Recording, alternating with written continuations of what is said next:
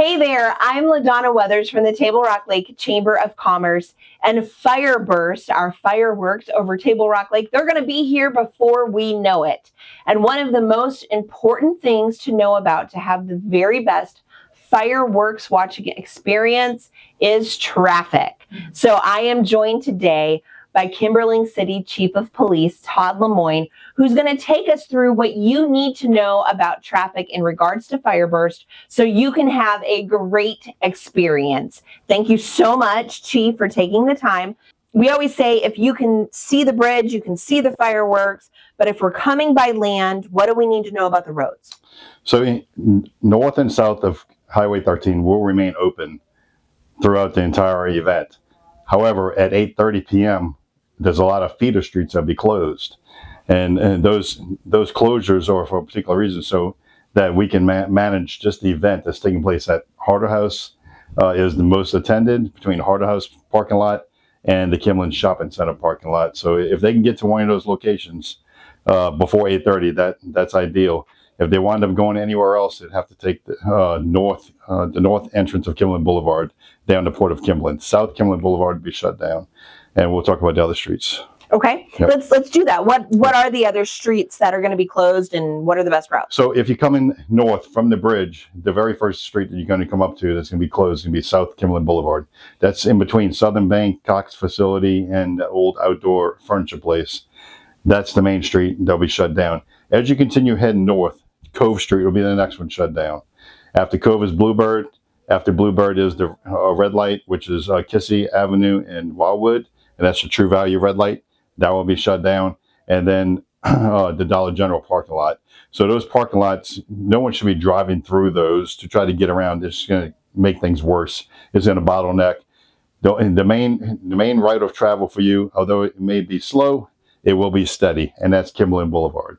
So going to the event or leaving the event, your main flow of traffic is that horseshoe of Kimberling Boulevard. Why do you shut those side streets down? What's the purpose to that? Well, the speed limit on Highway 13 in Kimberling City is 45. As you continue going south where the main event is, it turns to 30. So if people are trying to come onto Kimberling Boulevard, people are trying to come to Highway 13 from any one of those feeder streets, it's just going to really make things worse. So it's just to control this flow of traffic, and it's really for your safety as you're watching these fireworks when you're leaving to go home. We just want to keep you safe, and the best way to do that is in an orderly manner, and that's where that patience comes in again as well. I attend by land frequently, and I know you need to just adhere to what the folks are telling you that are working the different closures, that are working the different streets. Follow directions.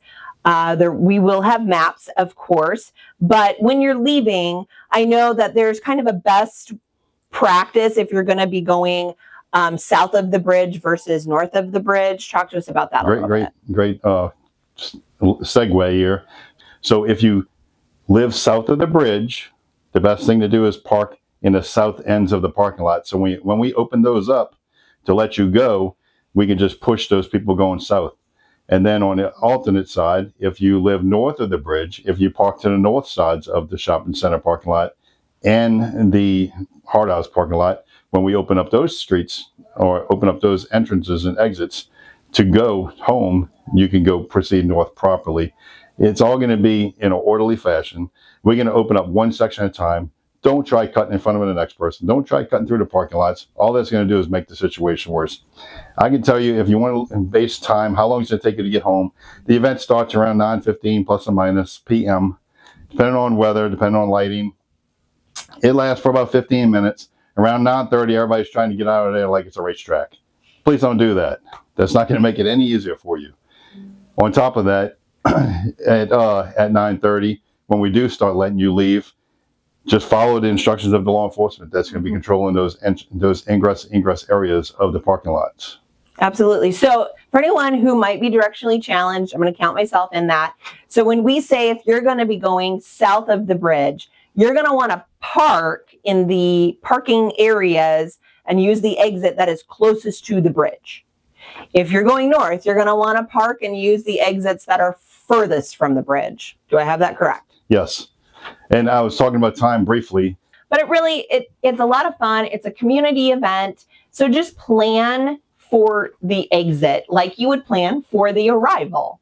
And you'll have an absolutely wonderful time. So again, tell us, what time should someone be in place before you start shutting roads? By 8:30 p.m. If you're trying to go to a hard house, be there by 8:20. So anytime before 8:30 is ideal. Let's also talk about anybody who might be coming from any of those boat docks that are down, along kind of that Port of Kimberling side of the lake. They're also impacted by your traffic flow. So what do they need to know? If I personally was at Port of Kimberling, I would plan to remain there for additional 30 minutes to an hour afterwards, and then you can go straight home. It would not be any problem. Now, I know they have individuals who want to use golf carts and side-by-sides. That's all great. But guess what? The only way to cross over the other side of the highway is at True Value, and that's Kissing and Wildwood. And Kissing and Wildwood is closed. So that's going to prolong your time as well. So if you want to wait for that to open up, that's at least an hour before I open up Kissing and Wildwood.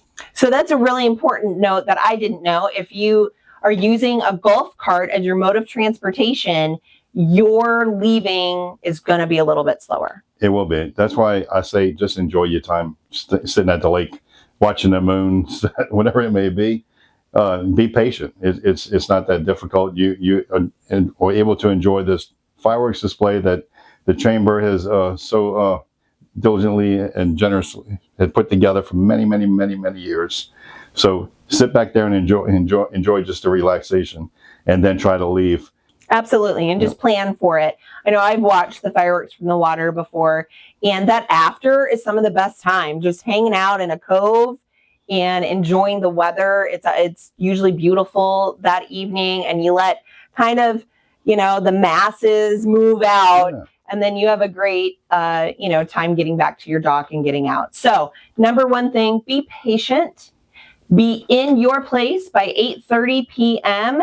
And anything else that you want folks to know. Yeah, I was thinking as you're talking. So the red lights at 00, the red light at Highway 13, that would be 00 and 13. The red lights at 13 and James River, which some people call Joe Bald. The red lights at Lakeshore. And the red light, Kissy and Wildwood, will all be blinking red.